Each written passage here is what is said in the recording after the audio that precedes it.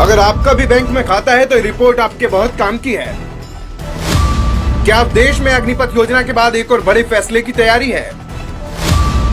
अगर पीएम मोदी ने मान ली 2 अर्थशास्त्रियों की बात तो पूरा देश हिल जाएगा, क्योंकि जिस तरह पूरे देश ने अग्निपथ योजना को लेकर बवाल देखा, कुछ ऐसा ही बड़ा फैसला फिर से मोदी सरकार लेने की तैयारी में है, जिससे बैंकिंग सेक्टर में मानो भूचाल आ जाएगा। कैसे और क्यों, इन सवालों का जवाब आपको इस रिपोर्ट में मिलेगा। जिस तरह इंदिरा गांधी ने देश में ज्यादातर बैंकों को सरकारी करने का अभियान चलाया था, क्या मोदी सरकार एक झटके में पूरा फैसला पलटने वाली है?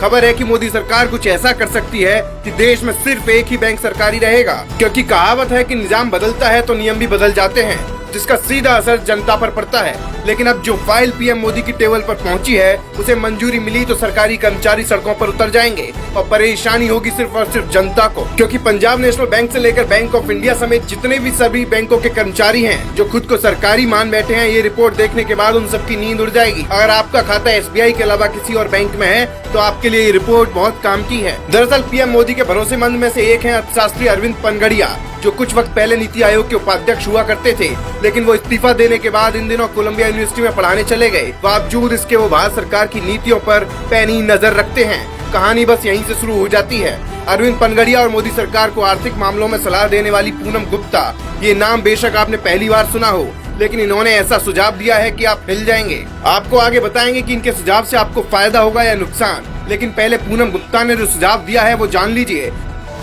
पूनम गुप्ता की माने तो सरकारी बैंकों का निजीकरण कर देना चाहिए। एसबीआई को छोड़कर बाकी सभी बैंकों का निजीकरण आने वाले वक्त की मांग है, क्योंकि सिर्फ एसबीआई का ही प्रदर्शन अभी बेहतर है। पूनम गुप्ता ने ये भी सलाह दी कि अगर आने वाले समय में हालात अनुकूल होते हैं तो एसबीआई को भी प्राइवेट किया जाना चाहिए।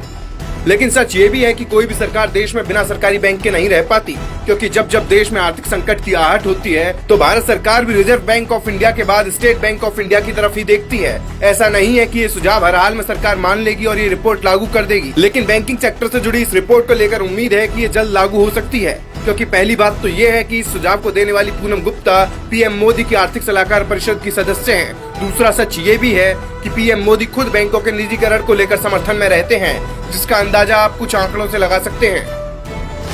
दरअसल 2014 में मोदी सरकार बनने तक देश में उन दिनों 28 सरकारी बैंक हुआ करते थे, लेकिन अब 8 साल बाद मौजूदा हालात देखें तो देश में सिर्फ 12 सरकारी बैंक बचे हैं। नई रिपोर्ट में सिर्फ एक सरकारी बैंक का सुझाव दिया गया है। अब आपके मन में ये सवाल जरूर उठा होगा कि ऐसा करने से सरकार को क्या फायदा होगा और इस फैसले से जनता पर क्या असर पड़ेगा, तो ये भी आपको समझाते हैं।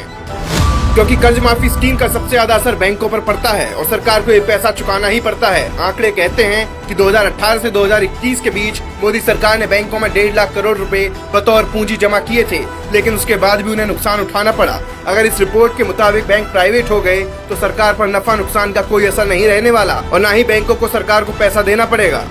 आप ये भी अच्छे से जानते हैं कि सरकारी बैंकों के अलावा तो प्राइवेट बैंक तरक्की के लेकर आसमान जल्दी छूते हैं और सरकारी बैंकों के मुकाबले प्राइवेट बैंकों में जनता को सुविधा भी अच्छी मिलती है। हालांकि ये बदलाव होगा या नहीं, इस पर कुछ भी कहना जल्दबाजी होगी, लेकिन अभी देश में कुल 12 सरकारी बैंक बचे हैं, जिनके नाम हम आपको बताते हैं। State Bank of India, Central Bank of India, Bank of India, Union Bank of India, Bank of Maharashtra, Bank of Baroda, Punjab National Bank, Punjab and Sind Bank, UCO Bank, Canara Bank, Allahabad Bank और इंडियन ओवरसीज बैंक। लेकिन सबसे बड़ा सवाल यह है कि अगर इन सभी बैंकों का निजीकरण हुआ तो इनके कर्मचारियों का क्या होगा, जो किसी को नहीं पता। इसके अलावा इन बैंकों के खाता धारकों को भी परेशानी होना तय है, लेकिन दावा है कि सभी सरकारी बैंक एक साथ प्राइवेट नहीं होंगे। सूत्रों से खबर ये भी है कि बहुत जल्द 2 और सरकारी बैंक प्राइवेट होने वाले हैं। हालांकि निजीकरण को लेकर मोदी सरकार सबके निशाने पर रहती है, लेकिन सरकार का दावा रहता है कि लोगों की सुविधाओं को ध्यान में रखते हुए सरकार फैसला लेती है। हालांकि कड़वा सच ये भी है कि प्राइवेट बैंक सरकारी की तुलना में ज्यादा टैक्स वसूलते हैं, तो अब तय आपको करना है कि क्या होना चाहिए और क्या नहीं।